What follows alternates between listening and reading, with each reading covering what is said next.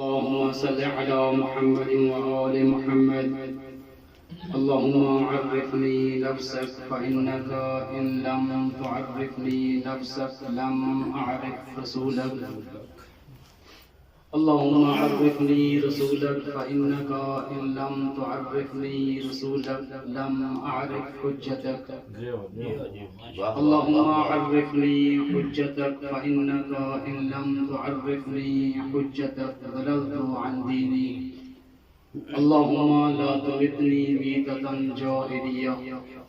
اللهم عجل لوليك الفرج. اللهم عجل لوليك الفرج. اللهم عجل لوليك الفرج. برائے تعجیل ظہور امام تمام احباب مل کے صلوات پڑھیے. اللهم صل على محمد وآل محمد وعجل. اعوذ باللہ من الشیطان الرجیم. بسم اللہ الرحمن الرحیم. الحمد للہ الذی ابدع نظام الوجود واخترع ماہیات الاشیاء بمقتضى الجود وانشأ بقدرته انواع الجواہر العقلیہ. سبحان اللہ سبحان اللہ. وأخاذ برحمته محركات الأجرام الفلكية. والصلاة والسلام على الذوات القدسية المنزهة عن القدرات الإنسية، خصوصا على سيدنا ونبينا أبي القاسم محمد. اللهم صل على محمد وآل محمد وعجل. وعلى أعدائه اللعنة الأبدية. أما بعد فقد قال الله تبارك وتعالى في كلامه السرمدي.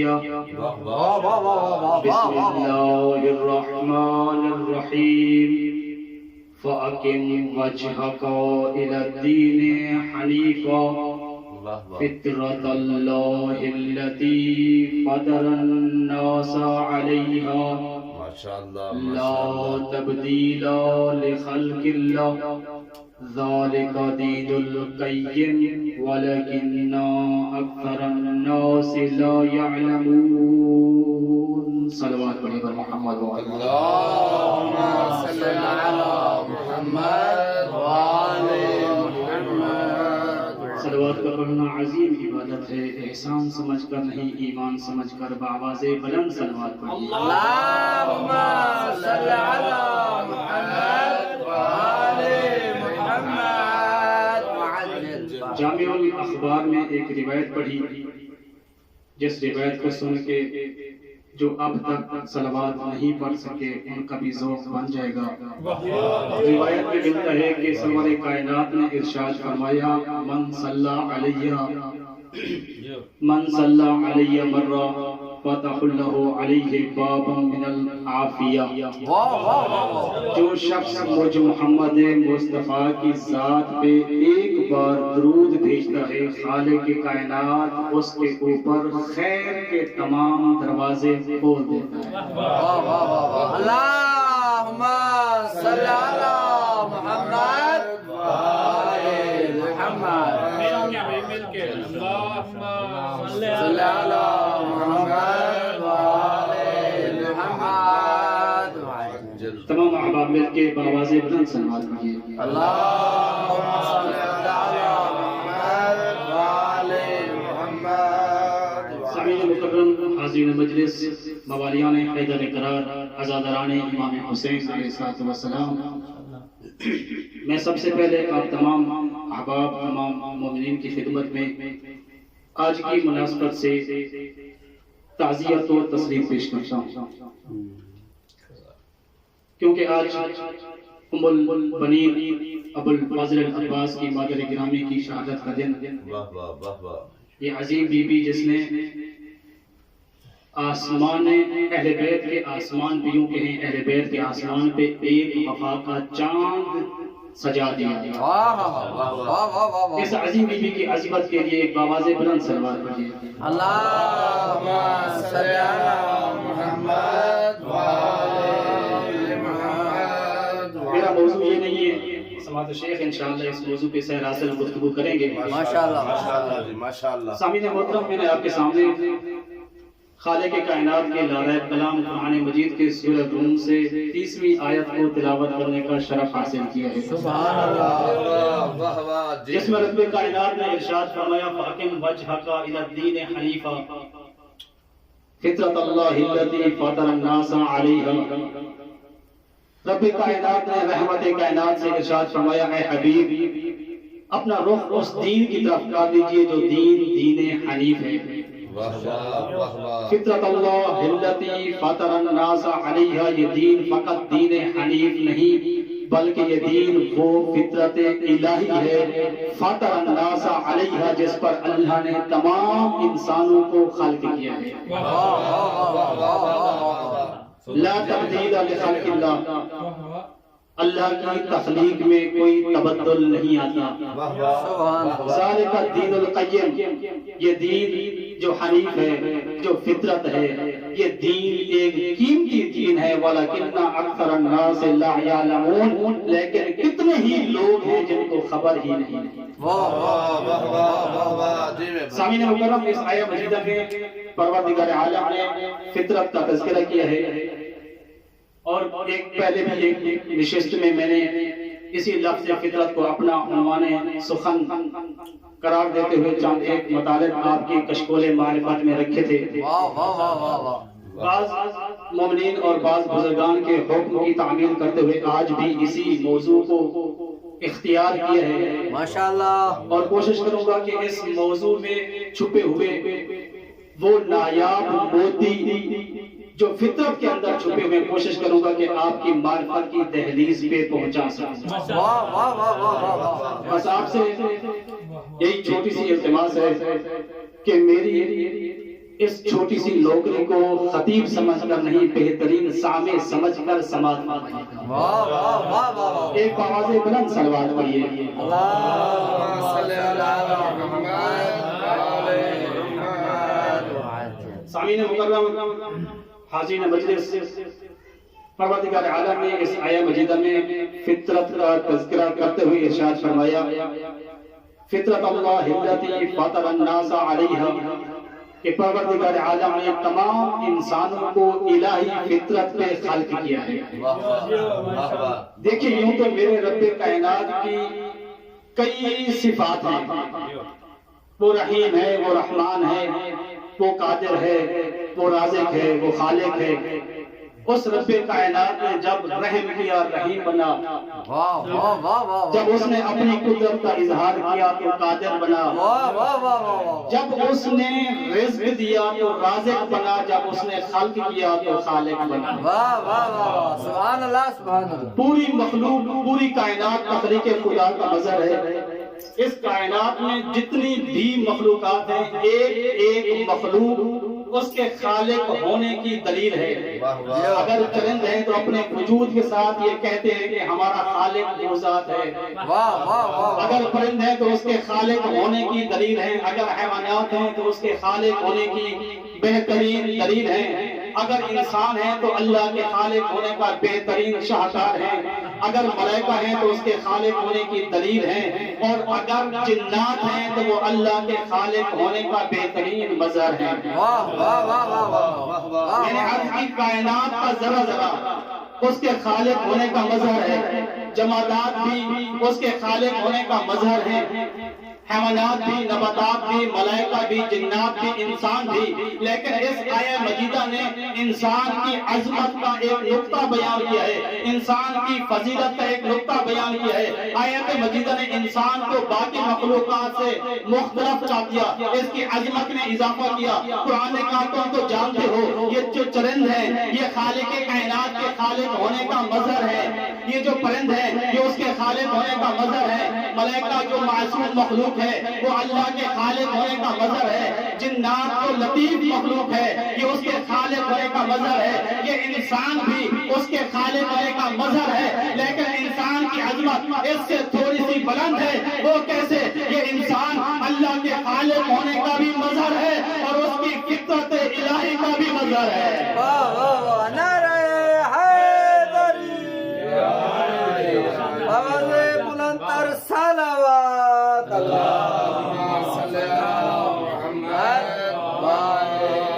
علی محمد۔ تمام مخلوقات سے انسان کو امتیاز ملا، ہر مخلوق اللہ کے خالق ہونے پہ دلیل ہے، ایک ایک مخلوق اس کے خالق ہونے پہ دلیل ہے، اور انسان کی عظمت دیکھیے، انسان کی فضیلت دیکھیے، یہ فقط اس کے خالق ہونے کی دلیل نہیں ہے بلکہ یہ مخلوق اللہ کی فطرت الہیہ کا مظہر ہے۔ شاید اسی لیے کہا گیا ہو انسان اشرف المخلوقات ہے۔ واہ واہ واہ واہ واہ، میں نے کہا شاید واہ واہ، شاید اسی لیے کہا گیا ہو چونکہ انسان اس کے خالق ہونے کا مظہر ہے اور فطرت الہیہ کا مظہر ہے، ہو سکتا ہے اسی لیے انسان کو اشرف المخلوقات کہا گیا ہو۔ یہ جس نے کہا بہت خوب کہا، بہت اچھا کہا، انسان کی فضیلت اس سے ظاہر ہوتی ہے، انسان کی عظمت کا اظہار ہوتا ہے، لیکن میری عقیدت تھوڑی سی مختلف ہے۔ یہ الگ بات ہے، انسان اللہ کے خالق ہونے کا بہترین مظہر ہے، فطرت الہیہ کا مظہر ضرور ہے، لیکن اشرف المخلوقات ہونے کے لیے یہ کافی نہیں بلکہ اشرف المخلوقات ہونے کی ایک اور بھی وجہ ہے۔ وہ کون سی وجہ ہے؟ عقیدت کی نگاہ سے دیکھیں تو پتہ چلے گا۔ آپ دیکھیں اگر مصطفیٰ نے، اگر مرتضیٰ نے، اگر فاطمہ زہرا نے، اگر انسانی نبادہ نہ ہو رہا ہوتا یہ انسان اشرف المخلوق نہ ہوتا۔ واہ واہ واہ واہ واہ، یا حیدری، یا آواز بلند تر صلوات، اللہم صلی علی فطرت اللہ التی محمد۔ فطر الناس علیہا، یہ انسان کی عظمت پہ ایک واضح دلیل ہے۔ واہ واہ واہ واہ، سبحان اللہ سبحان اللہ۔ پروردگار عالم نے چونکہ پچھلی نشست میں میں نے فطرت کے معنی کو بیان کرنے کی کوشش کی تھی، عرض کیا تھا فطرت جبلت کو فطرت کہتے ہیں، طبیعت کو فطرت کہتے ہیں، غریزے کو فطرت کہتے ہیں، شرشت کو فطرت کہتے ہیں، نیچر کو فطرت کہتے ہیں۔ واہ واہ واہ واہ، لیکن ایک اور معنی ہے جو اسی آیہ مجیدہ میں پنہا ہے، اسی آیہ مجیدہ کے ضمن میں وہ معنی موجود ہے، بس تھوڑا توجہ کرنے کی ضرورت ہے کہ صلوات محمد اللہم صلی علی محمد وآل محمد وعجل اور دیگر صلوات پڑھیں۔ اللہم صلی علی محمد وآل محمد۔ ماشاءاللہ ماشاءاللہ، ایک معنی ہے جو اسی آیہ مجیدہ میں پوشیدہ ہے۔ پروردگار عالم نے ارشاد فرمایا فطرت اللہ التی، یہ اللہ کی وہ فطرت ہے، فطر الناس علیہا، جس پہ اللہ نے انسان کو خلق کیا ہے۔ واہ واہ واہ واہ، فطرت فاطرہ سے ہے، اور فاطرہ کا معنی کیا ہے؟ خلق۔ تو پتہ چلا کہ فطرت کا معنی خلق ہے۔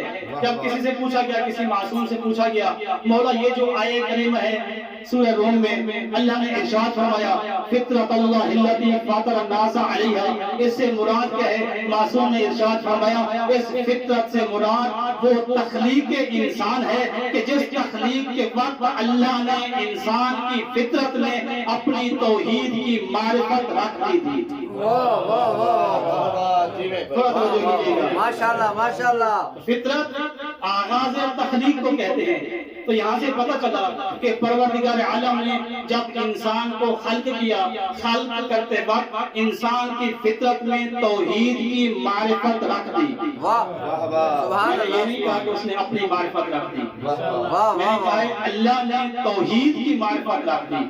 واہ واہ واہ، کسی نے معصوم سے پوچھا یا اپنا رسول اللہ یہ توحید کیا ہے؟ بہت لطف آئے گا انشاءاللہ۔ ماشاءاللہ جب ماشاءاللہ۔ اللہ نے انسان کو پیدا کیا اس کی فطرت کے اندر توحید کی معرفت کو رکھ دیا، اور اب تک جب بھی توحید کا ذکر ہوتا ہے ہمارے ذہن میں بھی ایک مخصوص مفہوم موجود ہے توحید کا۔ اگر کوئی کہے توحید کیا ہے، ہم کہتے ہیں جب کوئی انسان یہ اقرار کر لے لا الہ الا اللہ تو وہ موحد بن جاتا ہے۔ واہ واہ واہ واہ واہ۔ لیکن دیکھتے ہیں بارگاہ امام میں حاضر ہوتے دیکھتے ہیں، پوچھتے ہیں کہ امام نے توحید کی کیا تعریف کی ہے، امام نے توحید کی کیا وضاحت کی ہے، امام نے توحید کی کیا تفسیر کی ہے۔ جب کسی نے پوچھا یا اپنا رسول اللہ یہ توحید کیا ہے، امام علیہ السلام نے مسکرا کے ارشاد فرمایا توحید کا نہیں پتا، کہا مولا پوچھے تو آیا ہم بتائیے۔ امام نے ارشاد فرمایا سن، غور سے سننا، توحید کیا ہے میں بتا رہا ہوں، سنو، لا الہ الا اللہ محمد الرسول اللہ علی امیر المؤمنین ولی اللہ الہ ہنا توحید۔ نعرہ حیدری۔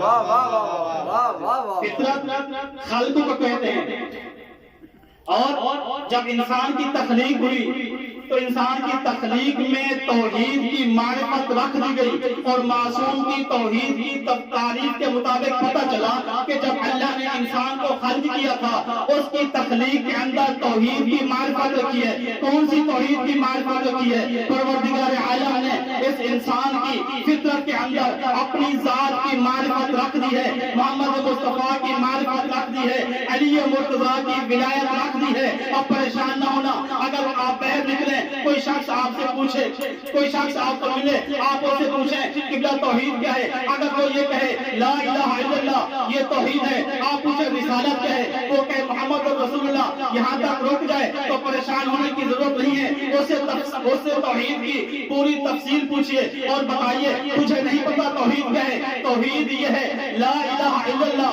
محمد رسول اللہ علی امیر المؤمنین ولی اللہ، تو وہ عجب نہیں، آگے بڑھ کے کہے یہ لا الہ الا اللہ تو واضح ہے، ہم بھی پڑھتے ہیں، محمد رسول اللہ واضح ہے، ہم اس کو پڑھتے ہیں، یہ جو تم نے علی ولی اللہ پڑھا ہے اس کی دلیل قرآن سے دکھاؤ، اس کی دلیل حدیث سے دکھاؤ، اس کی دلیل کسی فرمان سے دکھاؤ، تو پریشان نہ ہونا، یہ کیسا عجیب انسان ہے جو مجھ سے ولایت علی کی دلیل مانگ رہا ہے۔ پریشان نہ ہونا، فقط یہی فیصلہ کر لینا جب وہ ولایت علی کا انکار کرے تو سمجھ لینا اس کا تعلق غدیر کے میدان سے نہیں سقیفہ کی بند جھونپڑی سے ہے۔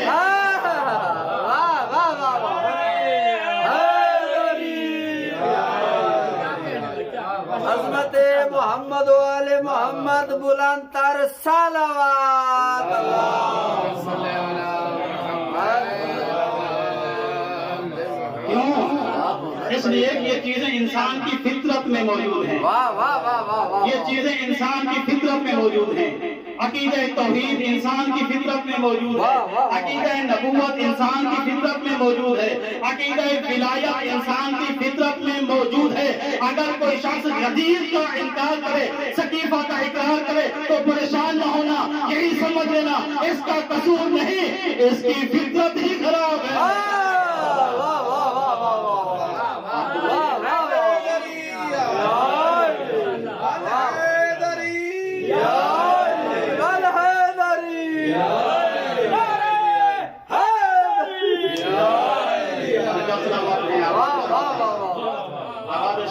تو ماحول بن گیا، فطرت ہی خراب ہے۔ دیکھیے کوئی بھی انسان ہو، انسان کی فطرت میں ہے ظالم سے نفرت کرتا ہے، ظلم سے ظالم سے نفرت کرتا ہے، مظلوم سے محبت کرتا ہے۔